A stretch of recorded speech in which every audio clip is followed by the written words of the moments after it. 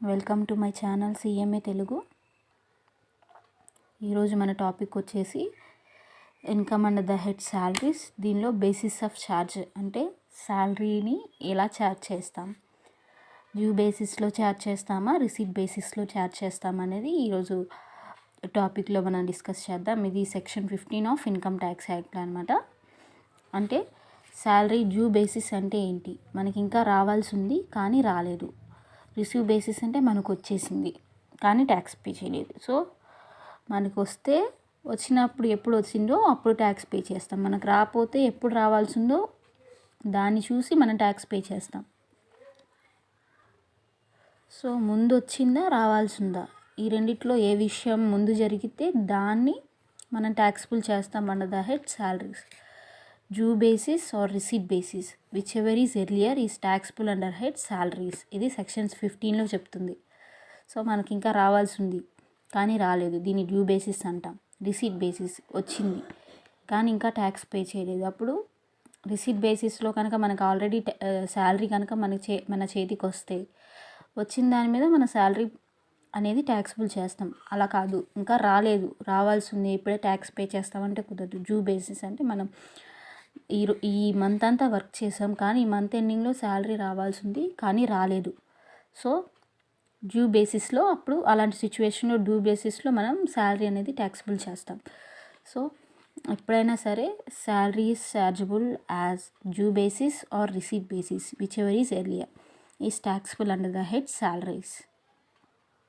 Next in డెప్త్గా చూద్దాం due basis అంటే ఏంటి, రిసీట్ బేసిస్ అంటే ఏంటి.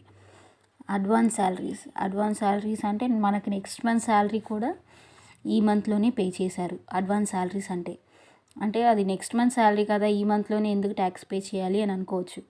కానీ అది మనకి అమౌంట్ అనేది మన చేతిలో ఈ మంత్లోనే వచ్చింది, అడ్వాన్స్ అయినా కానీ ఆన్ రిసీట్ బేసిస్ అది ట్యాక్సిబుల్ చేస్తాం. ఏ ఇయర్లో మనం రిసీవ్ చేసుకున్నామో ఆ ఇయర్లోనే అది ట్యాక్సిబుల్ చేస్తాం. అది నెక్స్ట్ మంత్ శాలరీ అయినా అయ్యుండొచ్చు, నెక్స్ట్ ఇయర్ శాలరీ అయినా అయ్యుండొచ్చు. అడ్వాన్స్ అనేది రిసీవ్ చేసుకున్నాం కాబట్టి అది రిసీట్ బేసిస్లోనే మనం ట్యాక్స్బుల్ చేస్తాం. అడ్వాన్స్ శాలరీ అనేది ఎప్పుడు కూడా రిసీట్ బేసిస్లో ఛార్జ్ చేస్తాం. Salary paid in advance is taxable under the head salaries in the year of receipt. ఏ ఇయర్లో అయితే రిసీవ్ చేసుకున్నామో అది ఆ ఇయర్లో చేస్తాం. ఇది నెక్స్ట్ ఇయర్ శాలరీ అయి ఉండొచ్చు కానీ ఈ ఇయర్లోనే రిసీవ్ చేసుకుంటున్నాం. ఎప్పుడు అడ్వాన్స్ శాలరీ అనేది రిసీట్ బేసిస్లోనే ఛార్జ్ చేయాలి. అడ్వాన్స్ శాలరీ అంటే నెక్స్ట్ ఇయర్ శాలరీని ఈ ఇయర్లో రిసీవ్ చేసుకుంటున్నాం. సో ఇయర్లో రిసీవ్ చేసుకుంటే ఇయర్లోనే ట్యాక్సిబుల్ అనమాట అడ్వాన్స్ శాలరీ అనేది.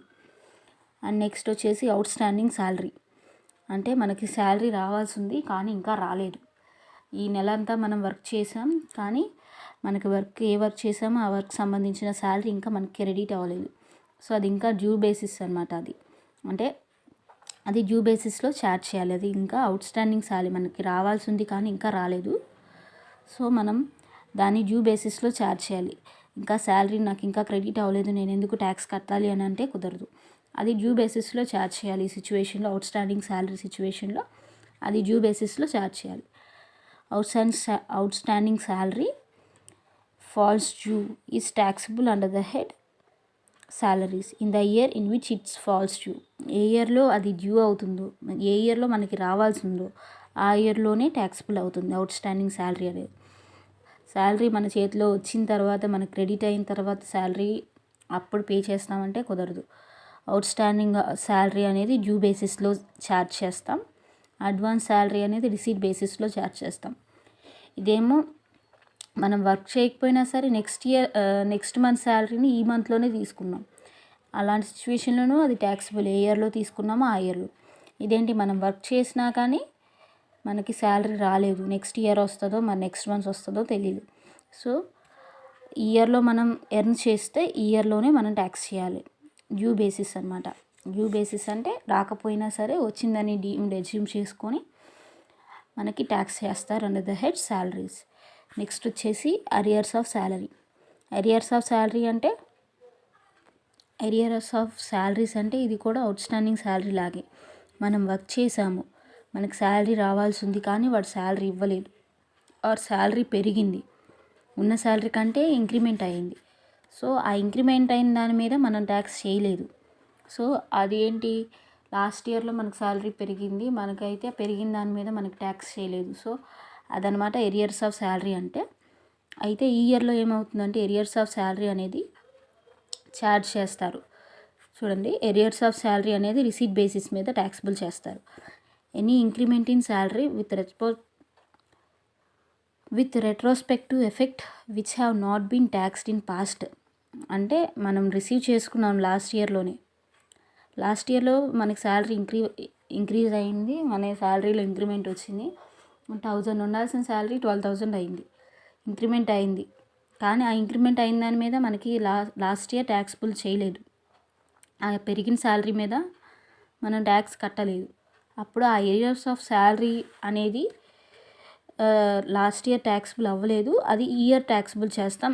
ఎందుకంటే అది రిసీవ్ చేసుకోలేదు on receipt basis. Any increment in salary with retrospective effect which have not been taxed in past. So salary increase అయింది, ఆ ఇంక్రీజ్ అయిన శాలరీని మనం ఇంక్రీజ్ అయిన శాలరీకి పాస్ట్లో మనం ట్యాక్స్ కట్టలేదు. Such arrears will be taxable in the year in which it is allowed. So ఆ arrears of salary అనేది ట్యాక్సిబుల్ అవుతుంది ఏ ఇయర్లో ఆ ఏరియర్స్ ఆఫ్ శాలరీ అనేది మనం రిసీవ్ చేసుకున్నామో ఆ రిసీవ్ బేసిస్లో మనకి ట్యాక్సిబుల్ అవుతుంది. Taxable in the year in which it is allowed. Arrears salary are taxable on receipt basis. So మనం రిసీట్ బేసిస్లో ట్యాక్సిబుల్ చేస్తాం ఎరియర్స్ ఆఫ్ శాలరీని. సో ఇది వచ్చేసి బేసిస్ ఆఫ్ ఛార్జ్ అనమాట. దీనిలో due basis, receipt basis and advance salary అనేది ఎప్పుడు కూడా రిసీట్ బేసిస్ మీదే ఉంటుంది. అవుట్ స్టాండింగ్ శాలరీ ఎప్పుడు ఆన్ డ్యూ బేసిస్ ఉంటుంది. ఎరియర్స్ ఆఫ్ శాలరీ అనేది రిసీట్ బేసిస్ ఉంటుంది. ఒక అవుట్ స్టాండింగ్ తప్పితే మిగతా ఉన్నాయన్నీ కూడా రిసీట్ బేసిస్ అనమాట.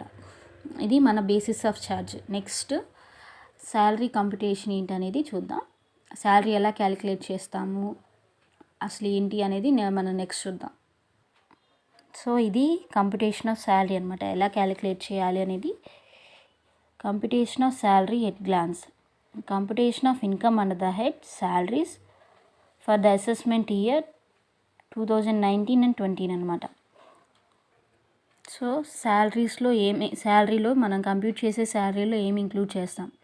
Basic salary, fee, commission, bonus, gratuity, leave encashment, pension, retrenchment compensation received under voluntary retirement scheme. ఇంకా అలవెన్సెస్ ఉన్నాయి.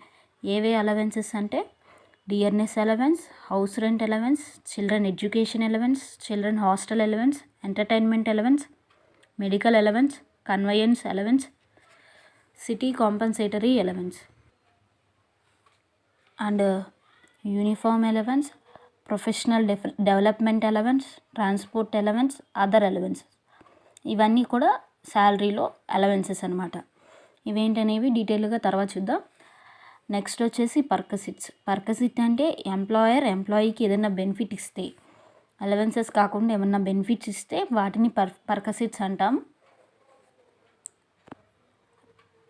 పర్కసిట్స్ అంటే ఏంటి అనేది మనం డీటెయిల్గా తర్వాత చూద్దాం తర్వాత సెక్షన్లో. సో పర్కసిట్స్ అనేది అండర్ సెక్షన్ 17 క్లాస్ 2. అండ్ పర్కసిట్స్లో ఏమేమి ఉన్నాయి. Any obligation of employee paid by the employer.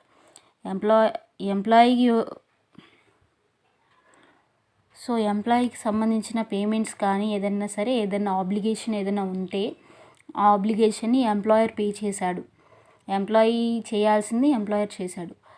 ఇది ఎనీ అకామిడేషన్. ఎంప్లాయీకి ఏదైనా అకామిడేషన్ ఇచ్చాడు, హౌస్ కానీ ఏదైనా ఫ్లాట్ కానీ బిల్డింగ్ కానీ ఏదైనా అకామిడేషన్ ఇచ్చాడు, ఇది పర్కసిట్స్లోకి వస్తుంది. Next shares and securities issued under ESOP అంటే ఎంప్లాయీ స్టాక్ ఆప్షన్ ప్లాన్. ఇది మన కంపెనీలో కానీ మన బిజినెస్లో కానీ మన ఎంప్లాయీకి మనం సెక్యూరిటీస్ ఇష్యూ చేస్తాం. ఇది కూడా డీటెయిల్గా మన నెక్స్ట్ క్లాస్లో చూద్దాం. Shares and securities issued under ESOP. Next employers contribution to superannuation fund, gas, electricity and water, medical facility, other fringe benefits, leave, travel concession, contribution of employer to provident fund. So మన పిఎఫ్లోకి employer కొంత amount వేస్తాడు, employee పిఎఫ్లోకి employer కొంత amount contribute చేస్తాడు. Next interest on recognised provident fund. So మన recognised provident fund ఏదైతే ఉందో దాని మీద ఇంట్రెస్ట్ వచ్చింది, అది శాలరీలోకి వస్తుంది. ఎనీ అదర్ ఐటమ్, ఇవన్నీ యాడ్ చేస్తే మనకు వచ్చేది గ్రాస్ శాలరీ. దానిలోంచి మనకి కొన్ని డిడక్షన్స్ ఉన్నాయి శాలరీకి. Deduction under section 16. ఈ డిడక్షన్స్ని మనం డిలీట్ చేయాలి, లెస్ చేయాలి శాలరీలోంచి, గ్రాస్ శాలరీలోంచి. ఆ డిడక్షన్స్ ఏంటివంటే standard deduction, entertainment allowance, tax on employment or professional tax. ఇవన్నీ ఈ standard deduction, entertainment allowance, employment, tax on employment or professional tax, వీటిని లెస్ చేస్తే మనకి ఏదైతే వస్తుందో అది ట్యాక్సిబుల్ శాలరీ అనమాట. అంటే దీని మీద మనం శాలరీ పే చేయాలన్నమాట. సో శాలరీ క్యాలిక్యులేట్ చేయడానికి ఫార్మేట్ అనమాట ఇది ఒకసారి మళ్ళీ చూద్దాం. శాలరీలో మనం ఏమేమి యాడ్ చేయాలి అంటే టోటల్ శాలరీ రావడానికి basic salary, fee, commission, bonus, gratuity, leave encashment, pension, retrenchment, compensation received under voluntary retirement scheme. Voluntary retirement scheme అంటే ఏంటంటే ఎంప్లాయీ ఉన్నాడు, తనంతట తాను రిటైర్ చేసి, అంటే వాడు పీరియడ్ ఆఫ్ వర్క్ కంప్లీట్ అవ్వకుండానే తనంతట తాను రిటైర్ అవుతున్నాడు. సో దానికోసం ఎంప్లాయర్ ఏం చేశాడు, నీ టర్మ్ అవ్వకుండానే నువ్వు రిటైర్ అవుతున్నావు, నీ అంతట నువ్వు రిటైర్ అవుతున్నావు అని చెప్పి కొంత కాంపన్సేషన్ అనేది ఎంప్లాయీకి ఇచ్చాడు ఎంప్లాయర్. సో అప్పుడు ఆ ఎంప్లాయీ ఏ కాంపన్సేషన్ అయితే రిసీవ్ చేసుకుంటుందో అది కూడా శాలరీ లాగా ట్రీట్ చేసి శాలరీ కింద ట్యాక్సిబుల్ చేస్తారనమాట. అదే కాంపన్సేషన్ రిసీవ్డ్ అంటారు వాలంటరీ రిటైర్మెంట్ స్కీమ్. అండ్ మనకు కొన్ని అలవెన్సెస్ ఇస్తాడు ఎంప్లాయర్ నేను ఎంప్లాయీ అనుకోండి, నాకు కొన్ని అలవెన్సెస్ ఇస్తాడు ఎంప్లాయర్. సో ఆ అలవెన్సెస్ ఏంటంటే ఇవి dearness allowance, house rent allowance, children education allowance, children hostel allowance, entertainment allowance, medical allowance, conveyance allowance, city compensatory allowance, ఇంకా uniform allowance, professional development allowance, transport allowance, other allowances. And ఇంకా ఎంప్లాయీకి కొన్ని benefits ఇస్తాడు. ఆ ఇచ్చే బెనిఫిట్స్ని మనం perquisites అంటాం. ఇది అండర్ సెక్షన్ 17 క్లాస్ 2. సో పర్కసిట్స్లో ఏమేమి ఉన్నాయి, any obligation of employee paid by employer, employee obligation employer pay చేశాడు. Next any accommodation, shares and securities issued under ESOP, employer contribution to superannuation fund, gas, electricity, water, medical facility, other fringe benefits, leave, travel concession, contribution of employer to provident fund, interest on recognised provident fund, any other item. ఇవన్నీ పైన ఉన్నవన్నీ add చేస్తే gross salary వస్తుంది. దీనిలో deductions less చేస్తే మనకి taxable salary వస్తుంది. ఆ వచ్చిన ట్యాక్సిబుల్ శాలరీ మీద మనం ట్యాక్స్ పే చేయాల్సి ఉంటుంది. సో ఏమేమి డిడక్షన్స్ అంటే standard deduction, entertainment allowance, tax on employment or professional tax. ఇవి మన శాలరీ హెడ్కున్న ఫార్మేట్ అనమాట. ఈ ఫార్మేట్లో ఏమేమి వస్తాయి అనేది చూసుకొని మనం ట్యాక్సిబుల్ శాలరీ ఎంత అనేది డిసైడ్ చేయాలి. సో దీంట్లో అలవెన్సెస్ నుంచి మనం మొత్తం డీటెయిల్గా నెక్స్ట్ క్లాస్లో చూద్దాం. And thanks for watching. Please like, share, subscribe to my channel CM